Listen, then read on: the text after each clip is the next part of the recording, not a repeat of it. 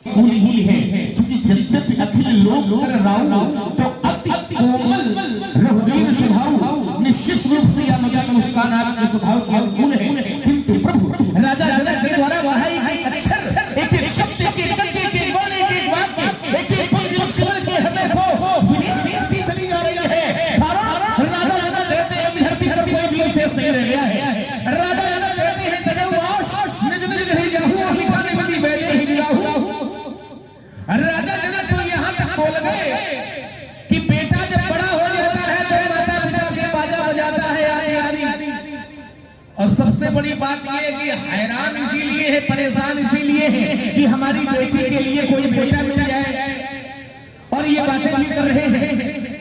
दूसरी ओर ये भी कहते हैं कि हमारी पुत्री जलाई न जाए, मारी न जाए, सताई न जाए, इसके लिए माता पिता को नियम का पालन करना पड़ेगा। हमारी पुत्री मारी न जाए, जलाई न जाए, सताई न जाए, तो शास्त्र ये कहता है कि हम अपनी पुत्री का विवाह करें तो पुत्री के विवाह में हमें 3 बातों पर विचार करें। जनक भी करना चाहिए था। शास्त्र ये कहता है जो घर पर कुल होए अनुरूपा तो करी ही विवाह शुभा अनुरूपा। माता पिता बड़ी कन्या के विवाह में 3 बातों पर विचार करें। पुत्री का विवाह जिस घर में किया जा रहा है वो घर कैसा है, पुत्री का विवाह जिस वर पर साथ किया जा रहा है वो वर कैसा है, और पुत्री का विवाह जिस कुल में किया जा रहा है वो कुल कैसा है। इन 3 बातों पर माता पिता को विचार करना चाहिए। यदि ये पुत्री के अनुकूल प्राप्त हो जाए तो कन्या का विवाह करना चाहिए, और यदि स्थिति अनुकूल नहीं है, स्थिति प्रतिकूल है, तो चाहे कन्या कुंवारी क्यों न बनी रहे, लेकिन विपरीत परिस्थिति पर माता पिता को कन्या का विवाह नहीं करना चाहिए। जो घर पर कुल होए अनुरूपा करी विवाह सुता अनुरूपा, और नत पर कन्या रहे कुंवारी। ये नियम है कि माता पिता पुत्री के विवाह में विचार करें। लेकिन जनक जो अपनी पुत्री सीता का विवाह करने की बात कहते हैं तो कहा सोई पुराण को दंड कठोरा और राज समाज आज जोई तोड़ा, तो त्रिभुवन जय समेत वैदेही और बिना विचार माने जो धनुष तोड़ देगा तो बिना विचार के पुत्री का विवाह कर दिया जाएगा, और जो काम बिना विचार करके किया जाता है तो फिर नियम यह लग जाता है कि बिना विचारे जो करे सो पाछे, उनको ही अपने प्रायश्चित करना पड़ता है। यही कारण है कि जनक को प्रायश्चित करना पड़ रहा है कि विधाता ने हमारी पुत्री का विवाह नहीं लिखा है।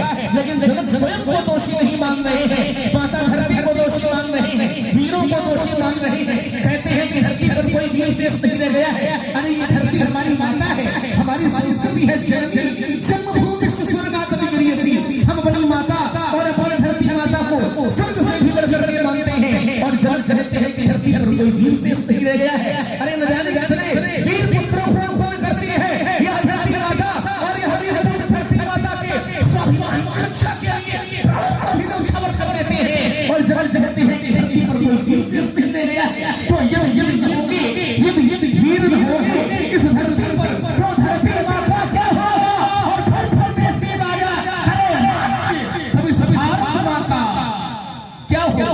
यदि छोटी छोटी नदियां मिलकर के पाप होंगे तो उस गंगा माँ का क्या होगा, और इस धरती पर धरती माँ का।